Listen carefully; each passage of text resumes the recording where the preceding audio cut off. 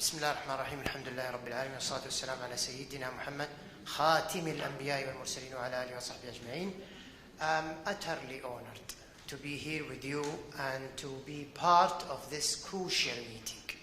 I had prepared 30 minutes presentation, but now I have to sacrifice half of that presentation, right?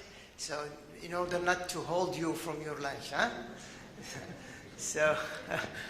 Okay, so first of all, I'm presenting this presentation representing myself. I'm not representing any association, organization, governmental or non-governmental, so I'm presenting myself. The second thing I want to say is that half of this presentation was presented at Hastings Center when I served as a visiting scholar in 2017. And later on in the Boston Islamic Seminary Interfaith program that was held also in the same year.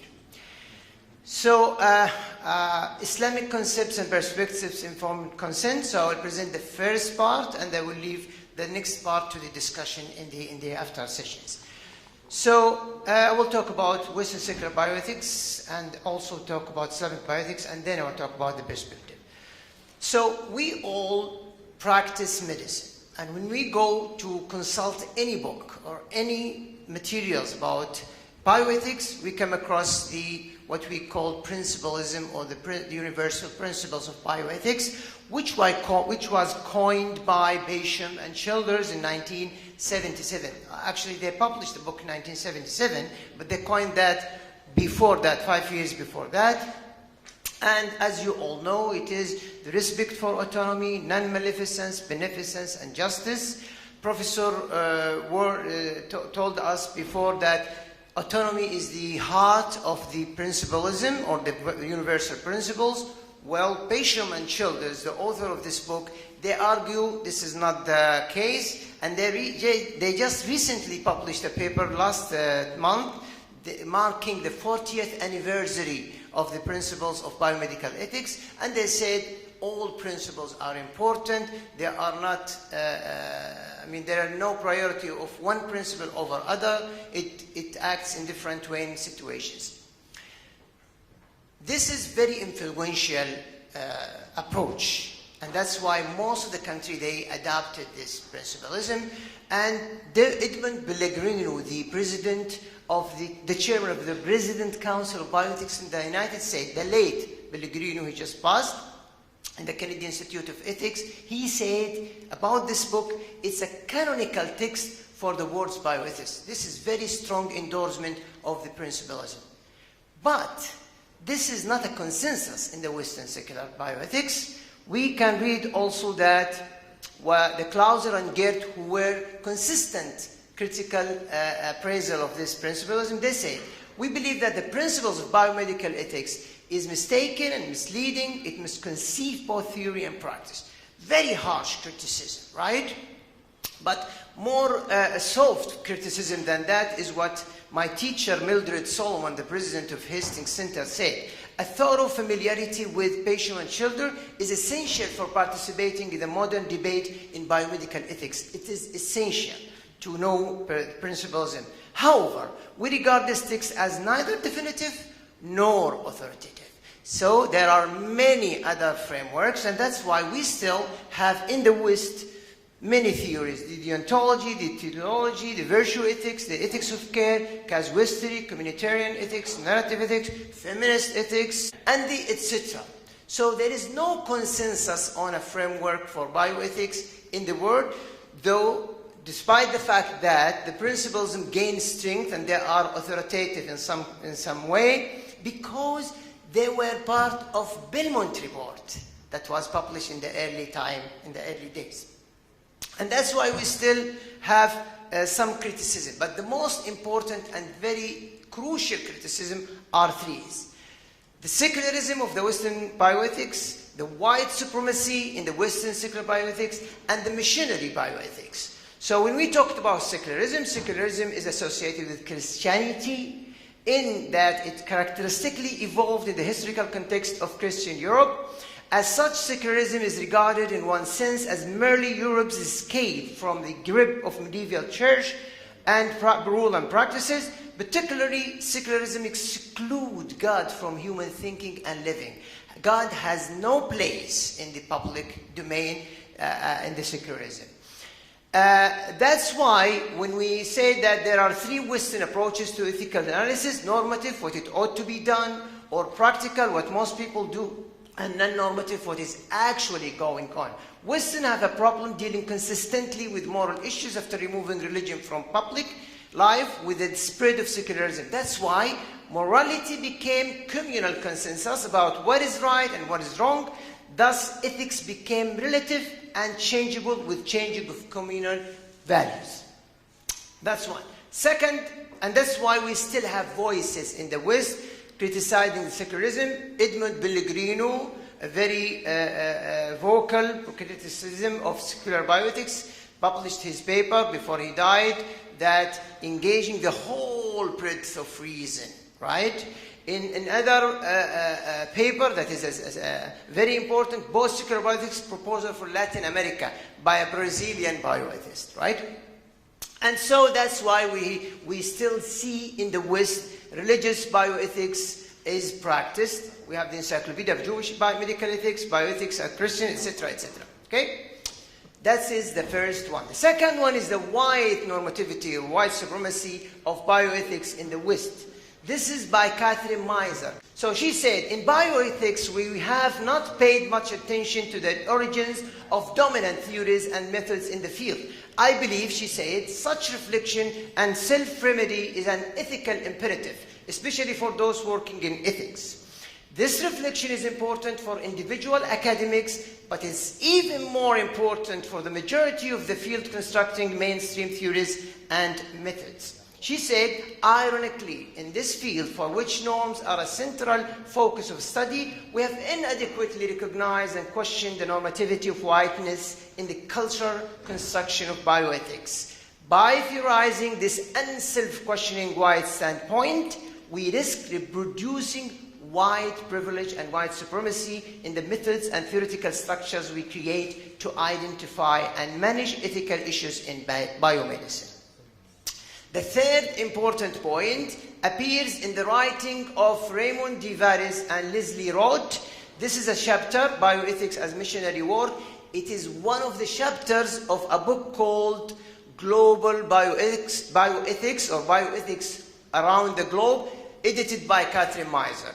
They use the analogy of missionary bioethics and share examples from their empirical research among scholars from the developing world receiving bioethics training in Europe to highlight some of the unwitting harms of exporting the gospel of good clinical research ethics theory and practice into the developing world despite noble intent to protect patients and research subjects.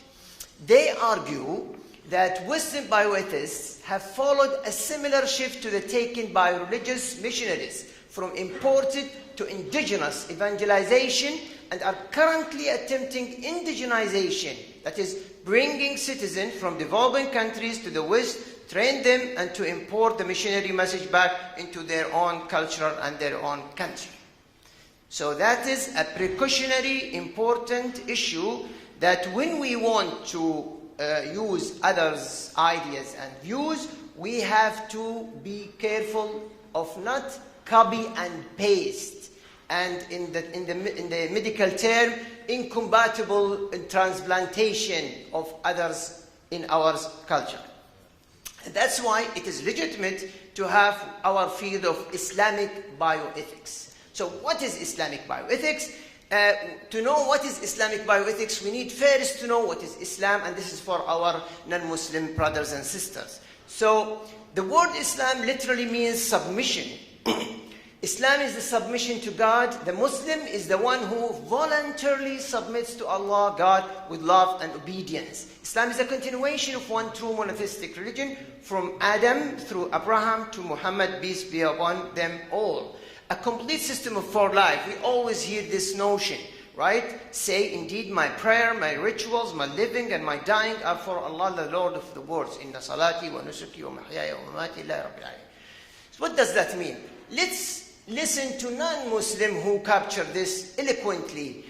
Atigici, in his excellent book, Islamic Bioethics, Problems and Perspectives, said, while in Western culture the law regulates only some sectors of behavior, the influence of Islam is far more extensive in the sphere of private, social, political, religious life of the believer. The result is a life system that interweaves religion and politics, the sacred and profane, the material world and the spiritual spheres, in ways that are difficult to understand according to Western conceptual and juridical categories. The fundamental of Islam, as our Muslims know, the first one is declaration of faith, or we call it shahada. I bear witness that there is no God or deity worthy of worship except Allah, and Muhammad is the last messenger of Allah. The obligatory prayers, fasting, charity programs, etc., etc. And the 6 articles of belief that believe in unity of God, believe in angels, the revealed books, the prophets and messengers, and belief of Day of Judgment, and believe in the divine predestination. And there is an Islamic objective and maxim that shape the juridical and deliberation of Muslim scholars. That is the higher objective of Islam.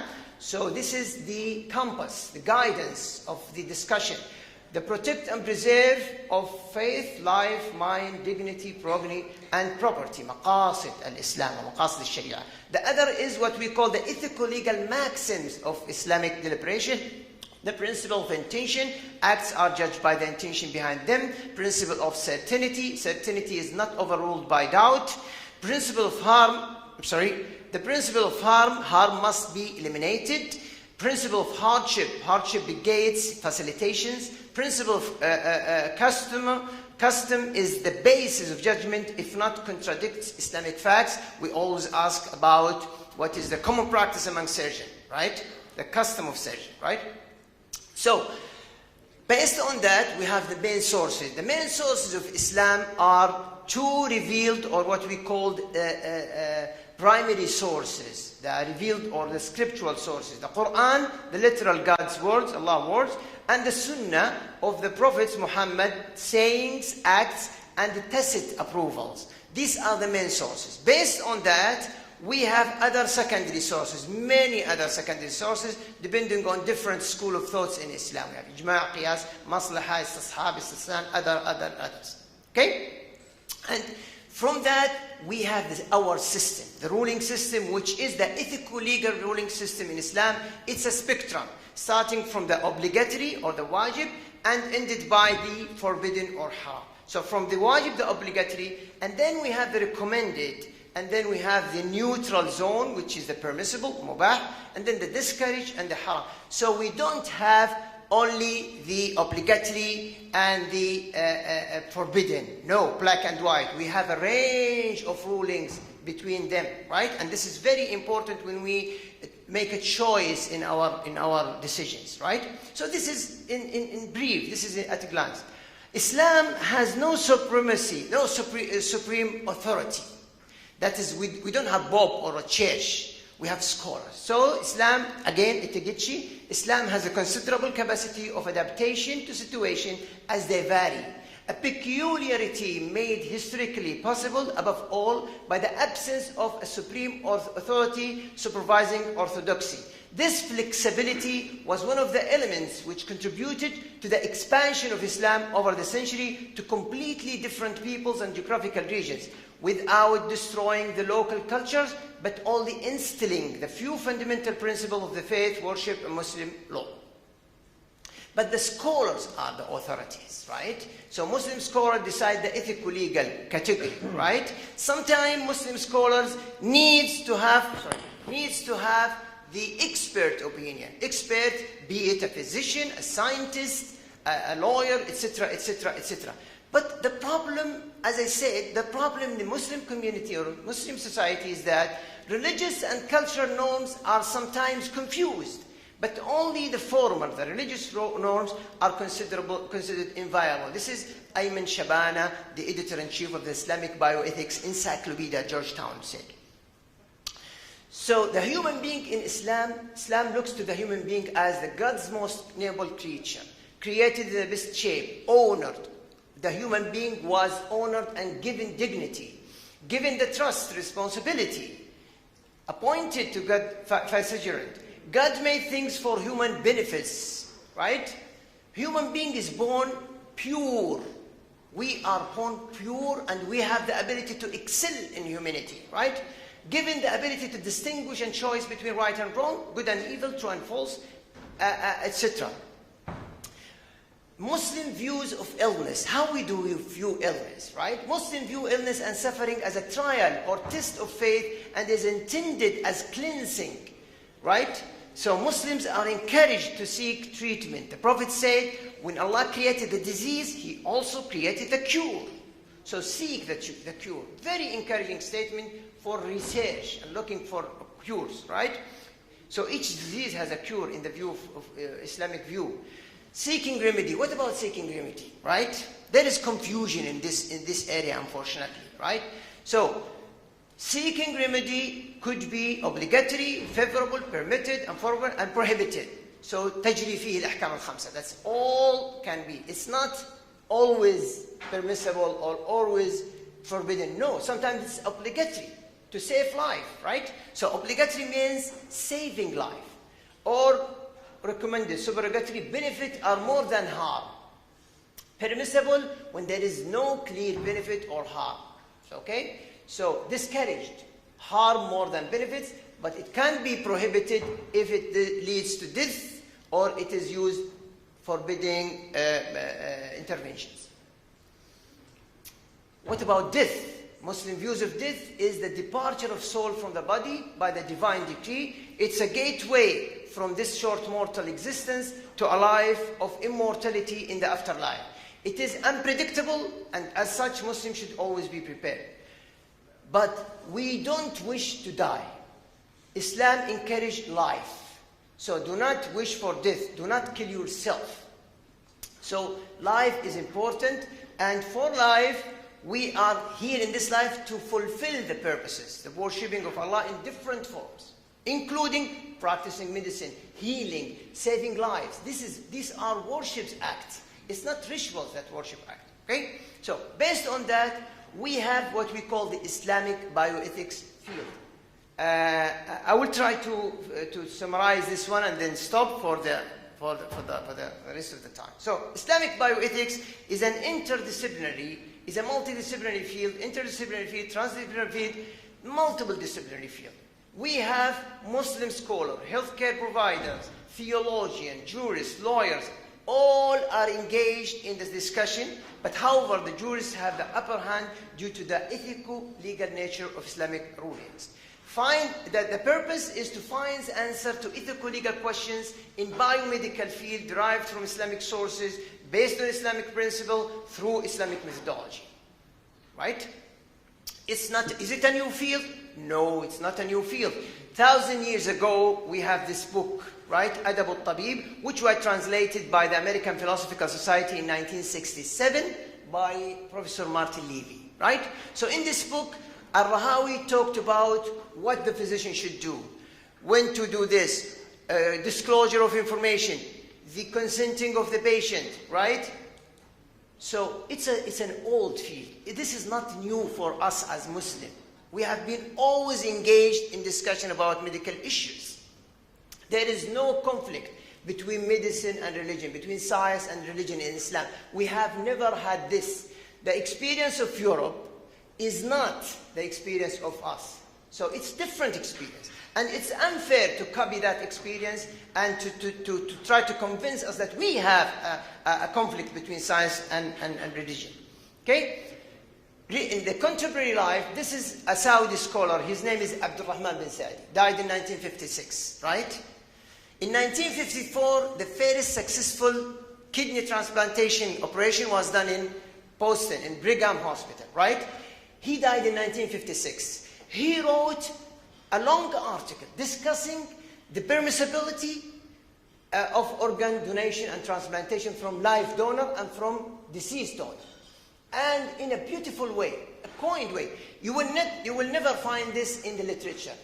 What we will find is that the first fatwa came from Al-Azhar in 1959, but this is a very advanced one. And he was not asked by the government to do that. He is doing it as a scholar. He has to provide answers. As one of the friends, Dr. Fawaz, said, Muslims always ask, What is the ruling of this hukum, right? Is it permissible? So the scholar has the duty to provide these answers. So, there is two ways of deliberation in Islamic bioethics, as Professor Muhammad Ghali wrote in his beautiful chapter, Deliberation Within the Islamic Tradition on Principled Ethics. Two approaches. One approach is to adapt others' principles. The other approach to find from within our tradition and indigenous. So he called it instrumental approach and indigenous approach. So the first group addressed a specific set of principles introduced by Western bioethics, mostly the principalism, the 4 principles, and tried to demonstrate its compatibility with Islamic tradition. This, he called them instrumental approach. The other group tried to develop a set of principles emanating from the rooted in the Islamic tradition itself, indigenous group. We have prominent bioethicists in this one group. In the first group, Muhammad al-Bar and others. We have others in the second group. We have Sajitina, we have Abu Ghudda, etc., etc. So there are two ways. But the ultimate is to find, is this act permissible or not permissible? Okay, how bioethical issues are discussed? Is it only a fatwa, you go to a scholar and you ask him? No. We have what we call collective ijtihad. We have councils discussing. Last month there was a meeting in Dubai, the International Fiqh Academy, right? 2 studies presented about mitochondrial replacement therapy. 2 studies by 2 physicians and geneticists, right? And then 2 scholars will present 2 research. And then they will open the discussion. It takes hours of discussion. And sometimes they don't reach a ruling. They will, postpone it to next meeting. So it's not that it's very deep and complex field, okay? So formal councils, we have a scholar of text.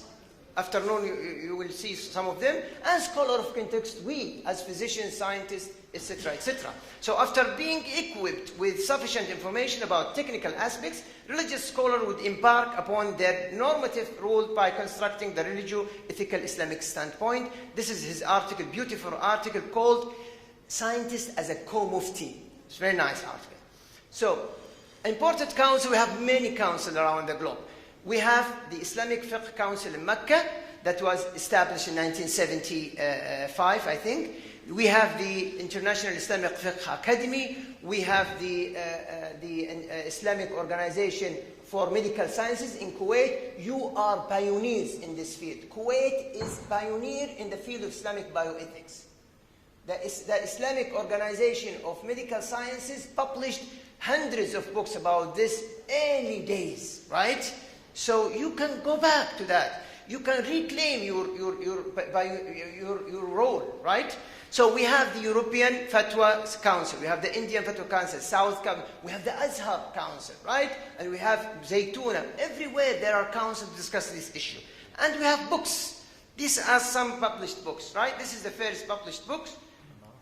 This is by Etigici, Islamic Bioethics Problems and Perspective. We have Dr. Sajidina, Islamic Biomedical Ethics. We have Dr. Muhammad al-Bar, my teacher, Dr. Muhammad al-Bar and Hassan Shamsi Basha, Contemporary Bioethics, Islamic Perspective.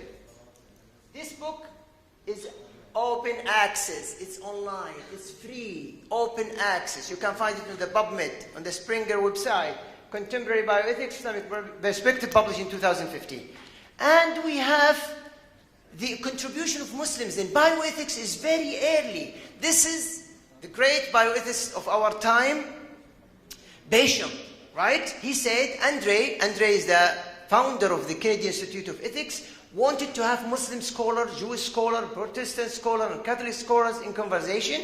In addition to Christian scholars, they brought in a couple of Muslim scholars, Jewish scholars. So in early days of bioethics, that who was sitting around the table, the early 70s in the United States, in the early days of bioethics.